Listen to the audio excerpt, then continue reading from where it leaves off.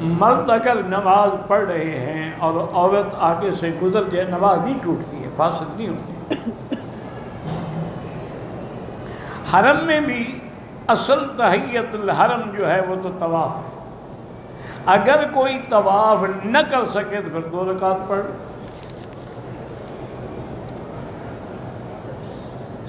طواف کی حکمت یہ ہے کہ اللہ تبارک و تعالیٰ اپنے بندوں کو حکم دیتے ہیں کہ میرے گھر کے باہر گھوم کر دیکھو میرے سوا کوئی ہے، اور جب 7 چکر آدمی ختم کر کے اقرار کرتا ہے کہ یا رب البیت، صرف آپ ہی ہمارے رب ہیں اور کوئی ہمارا رب نہیں ہے، آپ ہی ہمارے معبود برحق ہیں، تو اللہ اپنی وحدانیت کے لیے ان کو حکم دیتے ہیں کہ آسمان بھی زمین ہے۔ اس لیے بعض اولیاء اللہ تو کہتے ہیں کہ جب آدمی 7 چکر کرتا ہے نا طواف کے تو 7 زمینوں میں اور 7 آسمانوں میں نظر ڈالتا ہے، پھر اس کہتا ہے کہ لا الہ الا ہو، تیرے سوا کوئی معبود برحق نہیں۔ واجب طواف کے بغیر طواف ہوتا ہی نہیں، عجیب آدمی ہو۔ نماز جنازہ مطاب میں پڑھنے امام پیچھے، بھئی جنازے کی جگہ الگ ہے، اللہ کے بندے کیوں خامخواہ جھگڑوں میں پڑھتے ہو؟ وہ جنازہ گاہ الگ ہے، جو لوگ صرف امام کے آگے کھڑے نہ ہوں باقی ہر طرف آگے ہوں تو کوئی بات نہیں۔ عورتیں بھی نماز جنازہ پڑھ سکتی ہیں۔ نماز جنازہ میں 1 سلام پھیریں تو جائز ہے، لیکن 2 سلام افضل ہے، کیونکہ جتنا کلمات زیادہ ہوں گے اتنا ثواب زیادہ ہوگا۔ لاکھ کا ثواب حرم میں نہیں، پورے حدود حرم میں ہے۔ گناہ ایک کا ایک لکھا جاتا ہے، لیکن برباد کرنے کے لیے وہ ایک ہی کافی ہے۔ اب دیکھو نا، چوری تو چوری ہوتی ہے، لیکن بادشاہ کے گھر کی چوری پر جو سزا ملے گی وہ بھی تو چوری ہے۔ کہتے ہیں باپ پر ضروری ہے کہ بیٹے کی شادی کرے، بالکل ضروری ہے۔ بیٹے کی تربیت، بیٹے کا تعلیم، بیٹے کی ہدایت اور بیٹے کی شادی کرنا یہ والدین کے لیے اولاد کے حقوق ہیں، لیکن اولاد کے بھی حقوق ہیں کہ والدین کی اطاعت و فرما برداری کریں۔ تم نافرمانی کرو وہ تیری شادیاں کریں، عجیب آدمی ہو۔ انہیں خوش کرو گے تو وہ بھی تمہیں خوش کریں گے۔ احرام کی حالت میں سگریٹ پینے سے ڈبل گناہ ہوتا ہے۔ اللہ ہر مسلمان بیمار کو شفائے کاملہ عطا فرمائے۔ عورت کو عمرے کے دوران نقاب نہیں لگانا ہے، نقاب لگائے گی دم پڑ جائے گا، صرف کپڑا آگے کھینچ کے رکھے بس۔ اگر کسی نے 3 نفلی طواف کیے اور 2 نفل نہیں پڑھے، جب بعد میں یاد آئے پڑھے، ہر طواف کے 2 رکعت ہیں۔ اگر احرام کی حالت میں طواف کے کسی عورت کو پسینہ آیا، نقاب کے کپڑے سے پونچھ لیا، کوئی دم نہیں، لیکن نقاب نہیں لگا سکتی، ناک پر یوں باندھ نہیں سکتی ہے، آگے کپڑا لٹکا دے۔ احرام کی حالت میں کولڈ ڈرنک وغیرہ پئیں نہ پئیں تو بہتر ہے، ویسے دم نہیں پڑتی لیکن بہتر ہے کہ نہ پئیں، کیونکہ ان میں جو خوشبو ہوتی ہے نا وہ مصنوعی خوشبو ہوتی ہے، کیمیکل سے ڈالی ہوئی ہوتی ہے۔ ایک ہے قدرت کی خوشبو کہ آپ سیب کا جوس نکالیں، اس میں بھی خوشبو ہے، لیکن وہ اللہ نے ڈالی ہے، بندوں نے نہیں ڈالی۔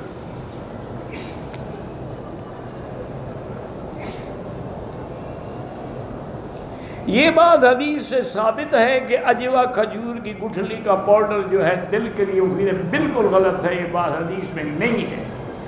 حدیث میں یہ ہے کہ جو آدمی 7 دانے اجوا کے روزانہ صبح کو کھائے گا اس دن اس پر کوئی جادو یا زہر اثر نہیں کرے گا۔ تو جب جادو اور زہر بھی اثر نہیں کرتا تو اس کا مطلب ہے کہ باقی بیماریاں بھی اثر نہیں کریں گی، ورنہ یہ بات نہیں ہے کہ دل کے لیے علاج ہے۔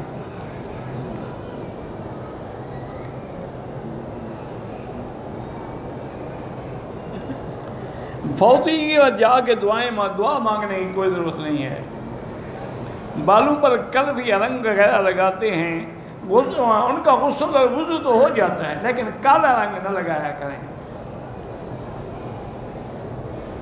آپ میرے لیے دعا کرتی ہیں، اللہ آپ کو جزائے خیر دے۔ کہتے ہیں آپ کی وجہ سے ہمارے گھر والوں کو اللہ نے ہدایت دی، اللہ سب کو ہدایت دے اور اللہ آپ کو جزائے خیر دے۔ آپ بیٹی ہو کر میرے لیے دعا مانگتی ہیں۔ بھئی پاکستان کے معاملات پاکستانی علماء سے پوچھا کرو، مجھے نہیں پتہ۔ تصویریں لینا جو ہے کعبے کی وہ جائز ہے، بندوں کی نہ لیں۔ میں سرکاری ملازم ہوں، اگر تنخواہ میں خرچہ نکال کے بچ جائے کچھ تو زکوٰۃ دے، ورنہ نہیں۔ اگر سارا خرچ ہو جائے تو زکوٰۃ کس بات کی؟ حفظ قرآن کسی بھی حال میں بھولنا جو ہے گناہ کبیرہ ہے، فوراً توبہ کرو اور دوبارہ یاد کرنے کی کوشش کرو۔ نہ ہو یاد، ہمارے ذمہ کوشش ہے کہ ہم لگے رہیں۔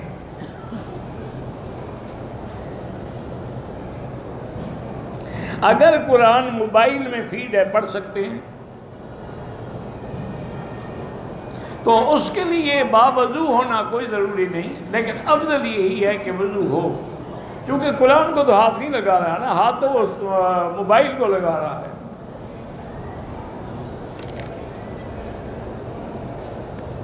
ہمارے ملک میں بذریعہ عدالت طلاق لی جاتی ہے، مرد اس کو طلاق نہیں دیتا تو شریعت میں وہ طلاق نہیں ہوتی۔ قاضی جب سرکاری محکمے کا قاضی ہوگا، اسلامی شریعت ہوگی تو وہ شوہر کو بلائے گا، اس کو حکم دے گا کہ یا سلو کرو یا طلاق دو، اگر نہیں دے گا پھر قاضی فیصلہ کرے گا۔ ہمارے یہاں تو یک طرفہ فیصلے ہوتے ہیں، کسی کو پتہ ہی نہیں ہوتا اور وہ تنسیخ ہو جاتی ہے۔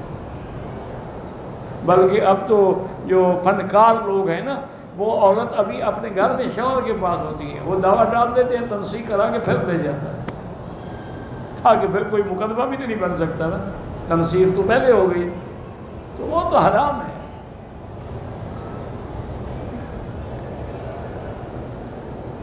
ہاں، ایک مشت سے زیادہ اگر داڑھی ہے تو کاٹ سکتے ہیں، صحابہ بھی کاٹتے تھے۔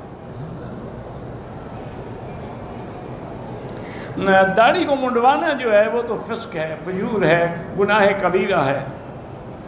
نماز میں بچنے کا خیالات سے، تو نماز میں جو پڑھتے ہو نا ان چیزوں پہ غور کرو۔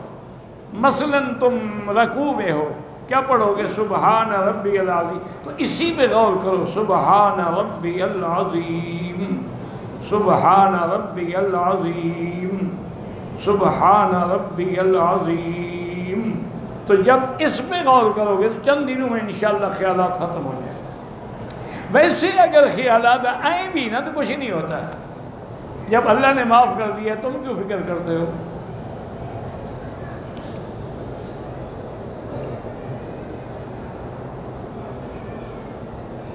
عورت غسل کے بارے میں، جب ایام حیض اس کے مکمل ہو جائے، اب اس کی عادت ہے 7 دن 8 دن 10 دن 4 دن، جب وہ دن مکمل ہو جائیں، تسلی ہو جائے کہ خون بند ہو گیا ہے، اور اس کے لیے یہ طریقہ ہے کہ وہ کپاس اپنے بدن میں رکھ کے چیک کرے کہ اس پہ کوئی داغ تو نہیں لگتا ہے۔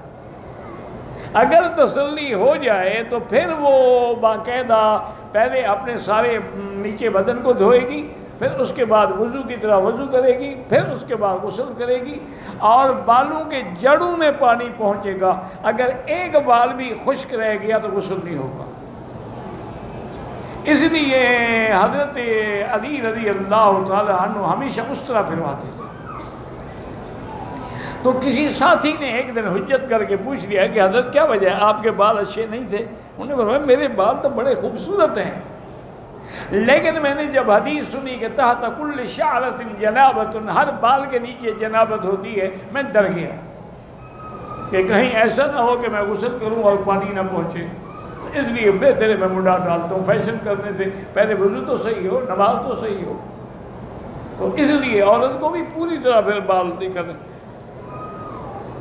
بالکل سارے بال پوری طرح دھونے ہوں گے، جوڑے شوڑے جو باندھے ہوئے وہ بھی کھولنے ہوں گے۔ آج کل تو ایک نیا فیشن آ گیا، وہ یہ ہے کہ عورتیں یہ کرتی ہیں کہ انہوں نے پلاسٹک کور بنائے ہوئے ہیں، وہ بالوں پہ چڑھا لیتی ہیں، باقی بدن پہ پانی بہا دیتی ہیں، بال اندر بند رہتے ہیں، ان پہ پانی نہیں پڑتا، کیونکہ انہوں نے بیوٹی پارلر سے پیسے خرچ کر کے بالوں کی کٹنگ اور بالوں کی سٹائل بنائے ہوئے ہوتے ہیں۔ اگر وہ دھو ڈالے تو وہ سٹائل تو گم ہو گیا، لیکن غسل نہیں ہوگا، ہمیشہ حرام میں رہے گی، نہ نماز ہوگی نہ روزہ ہوگا، اور جنابت کی حالت میں رہے گی۔ میری بیٹی پہلے مسلمان عورتیں تو وہ تھی جنہوں نے اپنے بچوں کو بغیر وضو کیے کبھی دودھ بھی نہیں پلایا، بغیر وضو کیے کبھی کھانا بھی نہیں پکایا ہے۔ اس گھر میں پھر برکت تھی، انہی گھروں میں لوگ پیدا ہوئے جو عالم بنے، جو مجتہد بنے، جو بڑے بڑے ولی پیدا ہوئے۔ اب یہ ہے کہ آپ نے اپنے بچوں کو سلانے کے لیے فلمی گانے سنانے ہیں تو وہ بھی ایکٹر بنیں گے، کریکٹر بنیں گے، عالم تو نہیں بنیں گے۔ اب آپ کی مرضی ہے جو بناؤ۔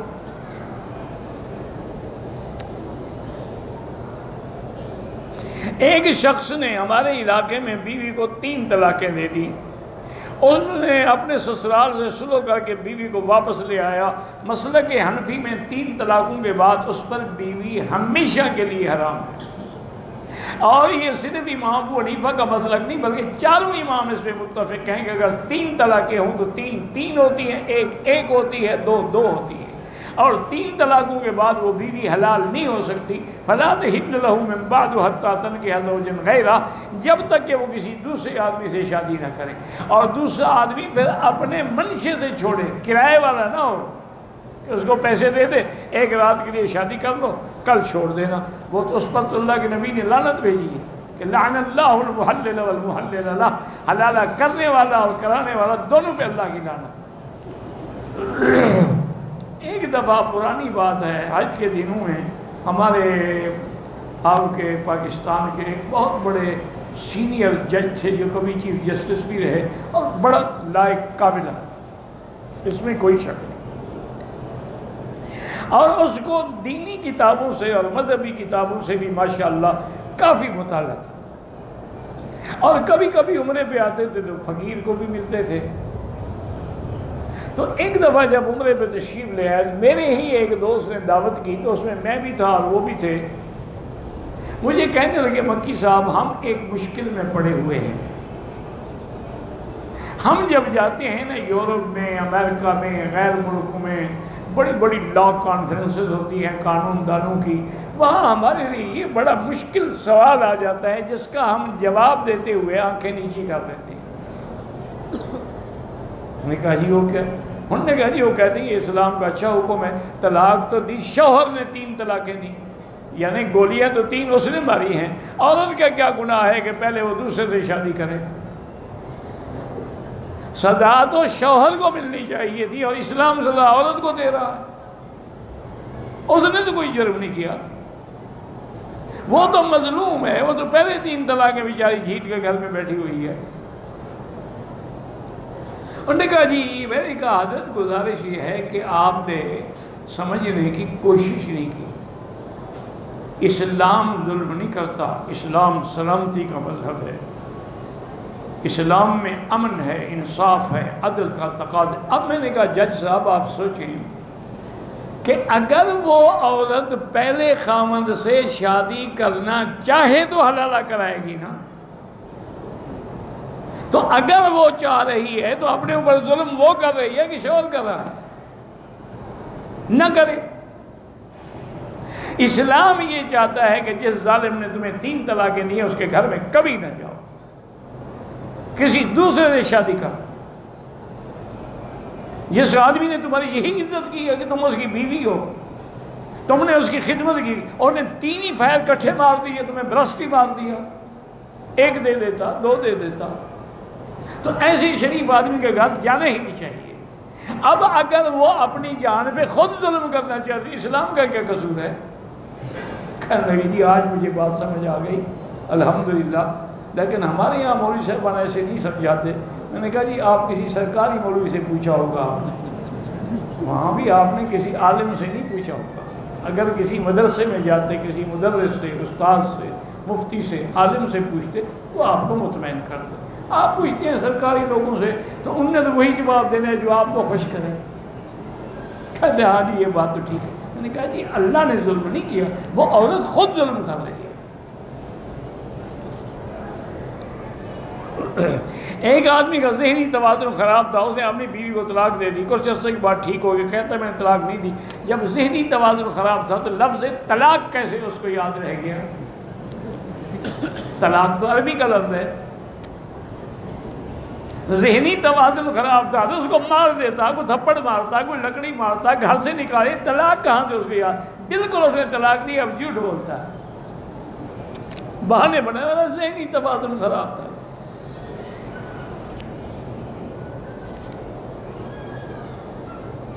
کہتے جی کہ عورت سے جماع کے وقت لائٹ بند کرنا ضروری ہے؟ کوئی ضروری نہیں ہے، آپ کی بیوی آپ دیکھ سکتے ہیں، اس میں کیا ہے، اندھیرے کر دیں، یعنی اس کا معنی یہ ہوا کہ دن میں کبھی میاں بیوی نہ ملیں، پہلے اندھیرے کا انتظام کریں۔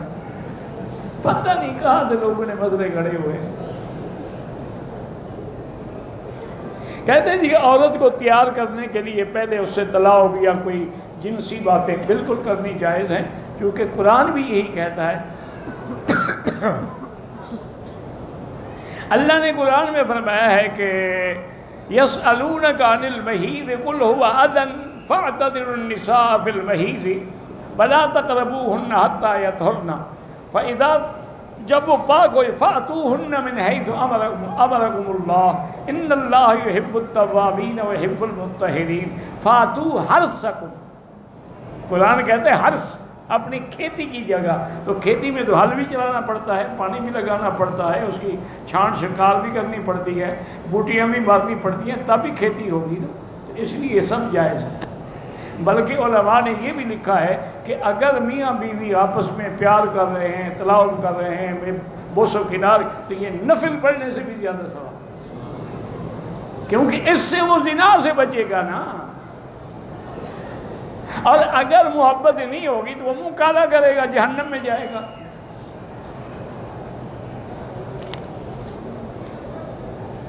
میں نے جمعہ کو عمرہ کیا، عمرہ ختم کرنے کے بعد میں نے اپنے بال کاٹنے سے پہلے اپنی والدہ کے بال کاٹ دیے، بالکل ٹھیک ہے، کوئی بات نہیں۔ کیا پھر 3 روزے رکھنا؟ کوئی رکھنا ہی، کوئی جرم ہی نہیں کیا تم نے، بال کاٹے ماں کے، اچھا کیا۔ عمرہ کرنے کے لیے احرام دھونے کی، جب پاک ہے تو 100 عمرہ کرو، جب پلید ہو تو دھو ڈالو۔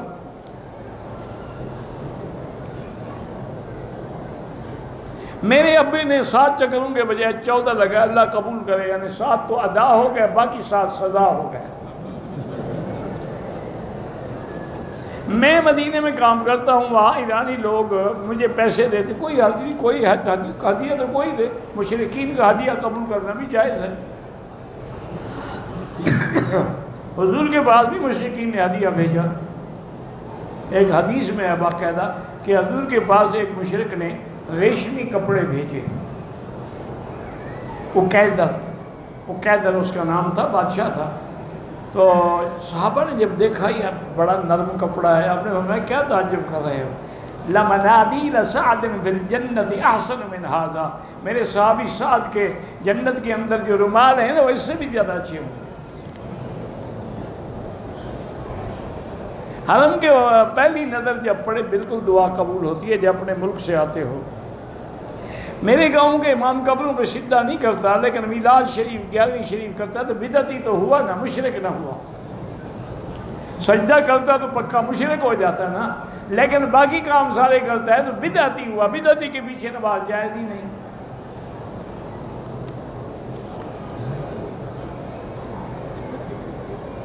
اگر شہر میں عورتوں کی مسجد میں اعتکاف کی جگہ نہ ہو، گھر میں اپنی مسجد ایک کمرہ بنا لیں، اس میں بیٹھ جائے اعتکاف۔ حضور کے زمانے میں پہلے اعتکاف مسجد میں ہوتا تھا، پھر عورتیں اپنے گھر میں کرتی تھیں۔ میرے گھر میں ٹی وی ہے، ڈرامے دیکھنے کا بہت شوق ہے، اس سے بچو۔ یہی ڈرامے جو ہیں نا، یہی آدمی کا پھر ڈرامہ بنا دیتے ہیں، اس سے بچنے کی کوشش کرو۔ ہم دیہات میں رہتی ہیں، اتنی جگہ نہیں ہے، بے پردگی ہوتی ہے۔ جن نے پردہ کرنا ہے وہ ہر جگہ کرتے ہیں، جن نے نہیں کرنا وہ کہیں بھی نہیں کرتے ہیں۔ یہ سب بہانے ہیں۔ مکہ مقیم جائے، طائف جائے، اس کو عمرہ کرنا ضروری ہے، ہاں بالکل ضروری، ورنہ دم پڑ جائے گی۔ طائف میقات ہے۔ مسجد عائشہ میں عمرہ ہو سکتا ہے۔ دین کے بارے میں برے خیالات آئیں تو لا حول پڑھیں، لا حول ولا قوت الا باللہ العلی العظیم۔ میری بہن کی بیٹی کی زبان میں لکنت ہے، اللہ شفا عطا فرمائے۔ ویسے رب اشرح لی صدری ویسر لی امری، وَاحْلُلْ عُقْدَةً مِّن لِّسَانِي يَفْقَهُوا قَوْلِي، یہ آیت پڑھ کے صبح و شام ہر نماز کے بعد پانی پہ خود دم کر کے بیٹی کو پلایا کرو۔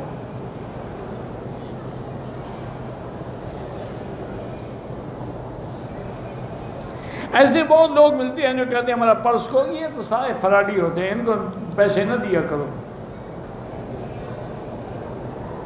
کویت سے آتے ہوئے راستے میں احرام کی نیت نہیں کی، احرام تو باندھا ہوا تھا، صرف نیت نہیں کی ہے تو پھر تو دم پڑ گئی۔ نیت آپ نے جدے سے کی ہے، اصل تو نیت ہے نا، چادریں باندھنا تو کچھ نہیں۔ انما الاعمال بالنیات۔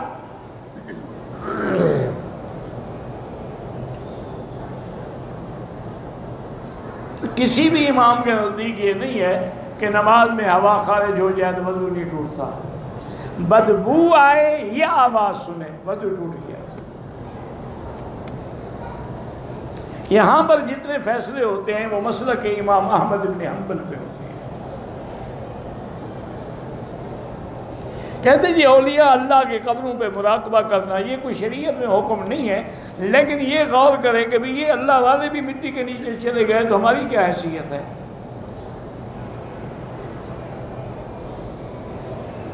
مدینہ منورہ سے جائیں تو پھر بھی بغیر احرام کے آئیں گے دم پڑ جائے گی۔ ہاں کوئی کام ہے، کوئی ڈیوٹی ہے، پھر دم نہیں ہے۔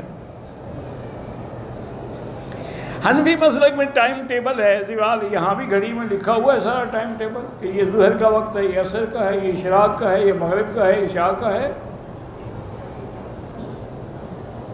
میری بڑی بہن کی اولاد نہیں ہے، اللہ سب کو اولاد صالح عطا فرمائے، اس سے کہیں کہ سورۃ یوسف پڑھ کے دعا کیا کرے، لیکن علاج بھی کروائے۔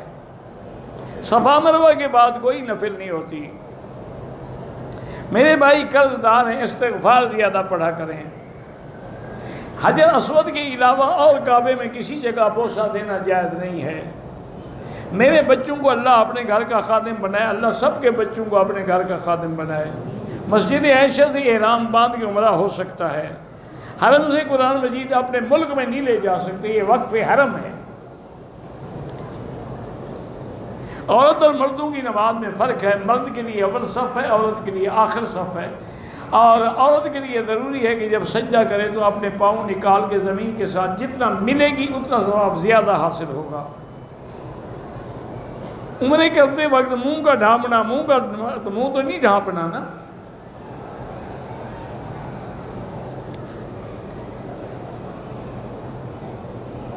حافظ عاصم بیمار ہیں، اللہ شفا عطا فرمائے، اللہ ہر بیمار کو شفا عطا فرمائے۔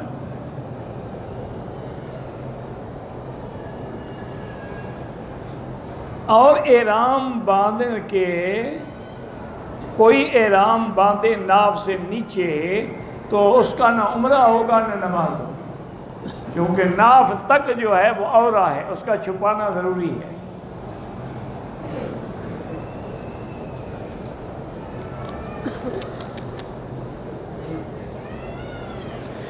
رشتہ نہ ہو رہا ہو تو 3 دفعہ سورۃ الرحمن پڑھ کے روز دعا کریں۔ اگر 15-16 سال کی عمر میں میں نے چوری کی تھی، اتنی پیسے ان لوگوں کو دے دیں کسی طریقے سے، ہدیہ کر کے، کوئی چیز خرید کر کے، تحفہ بنا کے دے دیں تاکہ حق ادا ہو جائے۔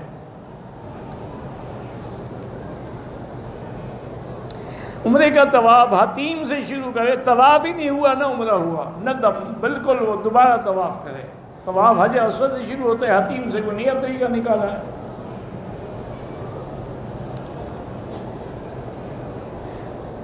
عمرے کے لیے ہماری والدہ کو جہاز میں باواری ہو گئی، کوئی بات نہیں، وہ نیت کر لے جہاز میں، آ کے مکے میں بیٹھی رہے، جب پاک ہو جائے غسل کر کے عمرہ کرے۔ مسجد عائشہ سے عمرہ ہو جاتا ہے۔ گلے میں تعویذ نہ لٹکوائیں تو زیادہ اچھی بات ہے، لیکن بعض علماء کہتے ہیں قرآن کی آیت ہو تو کوئی حرج نہیں۔ زکوٰۃ کا مقدار ہے 2.5%، جتنا پیسے سال میں تیرے بچ جائیں اس سے 2.5% آپ نے دینا ہے۔ میرا ذہن کمزور ہے، گناہوں سے بچو، اور اللہ کا نام ہے یا قوی یا متین پڑھ کے دعا کیا کرو۔ اگر 2 آدمی نے عمرے کے احکام پورے کر لیے ہیں، طواف کر لیا، صفا دوڑ لیا، ایک دوسرے کے سر پہ اس طرح پھیر سکتے ہیں، پھیر سکتے ہیں۔ آب زمزم بیٹھ کے پیا جائے، کھڑے ہو کے پئیں تو گناہ نہیں ہوگا، ورنہ وہ بھی بیٹھ کے پیا کریں۔ طواف کے دوران کسی سے کوئی چیز کھجور وغیرہ لے لینا کوئی حرج نہیں ہے۔ احرام کی حالت میں میاں بیوی اگر ایک دوسرے کے ساتھ لگیں بغیر شہوت کے کوئی حرج نہیں ہے۔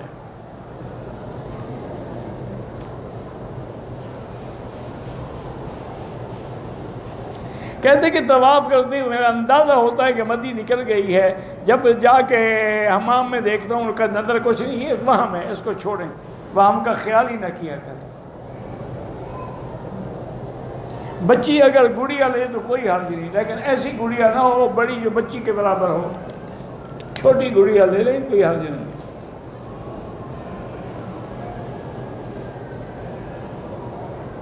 دو بکرے عقیقے میں دینا بچے کے لیے سنت ہے، لیکن اگر بڑے جانور میں 2 حصے رکھ لیں وہ بھی جائز ہے۔ یا اللہ ہمیں ہدایت، اہدنا الصراط المستقیم، یہی دعا ہے۔ پہلی اذان زوال سے پہلے ہو تو تیاری کے لیے ہوتی ہے کہ آپ جمعہ کے لیے تیار ہو جائیں۔ میں نے 10 ذی الحجہ کو طواف زیارت کے لیے طواف مکمل کرنے کے بعد رش میں میری اماں گم ہو گئی، میں اور رات ڈھونڈتے رہے، وہ نہ ملے۔ میں نے بوڑھی والدہ ساس کو ہوٹل پر چھوڑ کر دوبارہ حرم میں ڈھونڈا، کوئی حرج نہیں، طواف تو کر لیا نا، باقی کوئی بات نہیں۔ 10 ذی الحجہ کی رات واپس بھی نہ عورتوں کے ہمراہ نہیں جا سکا، تب بھی کوئی بات نہیں۔ گھر والوں کا ایکسیڈنٹ اللہ شفا عطا فرمائے۔ بہرحال آپ کے پاکستانی علماء اور ان کے فتوے وہ جانیں تم جانو، بھی پتہ نہیں کیا ہے، دل میں مفید ہے، کسی حکیم سے پوچھو۔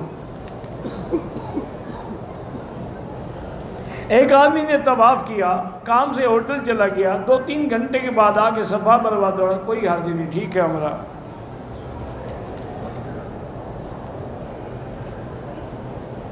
اللہ کو معلوم ہے کہ ہم یہاں کیا کرنے آئے ہیں، پھر جہنم میں کیوں ڈال؟ اس لیے کہ پیغمبر نے بتا دیا ہے کہ یہ کرو اور یہ نہ کرو، جب تم اس کی مخالفت کرو گے تو جہنم ملے گی۔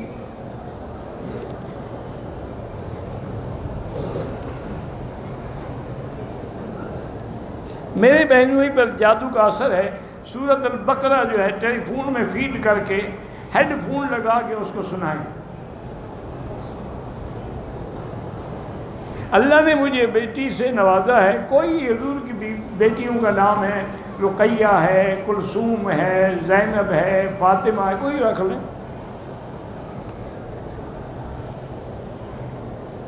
میرے بھتیجے کے بچپن سے نظر کمزور ہے، اللہ شفا عطا فرمائے۔ ربنا تقبل منا انک انت السمیع العلیم وتب علینا انک انت التواب الرحیم۔ یا حی یا قیوم یا ذا الجلال والاکرام، یا الہنا الہ کل شیء لا واحد لا الہ الا انت، اللہم انت المیسر لکل یسیر وانت علی کل شیء قدیر۔ اللہم یسر امورنا وامور اولادنا واولاد اولادنا وبناتنا واخواننا وامور من اوصانا واستوصانا وامور المسلمین والراحة لقلوبنا وابداننا والسلامة والعافية في ديننا ودنيانا۔ اللهم انصر الاسلام والمسلمين، اللهم احفظ سائر بلاد المسلمين، اللهم احفظ هذا البلد الامین فاجعل آمنا مطمئنا سخاء رخاء الى یوم الدین۔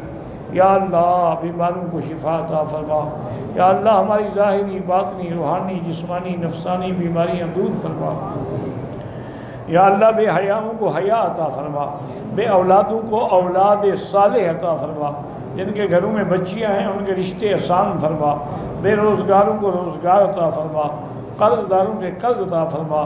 یا اللہ پوری دنیا میں جہاں بھی مسجدیں ہیں، مدرسے ہیں، دین کے ادارے ہیں، دین کی جماعتیں ہیں، دین کے افراد ہیں، ان کی حفاظت فرما۔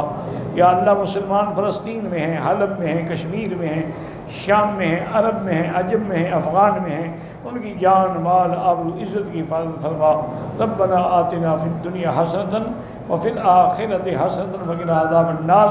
صلی اللہ تعالی علی خیر خلقہ سیدنا محمد وعلی آلہ وصحبہ اجمعین۔ اللہم صلی علی سیدنا محمد وبارک وسلم علیہ۔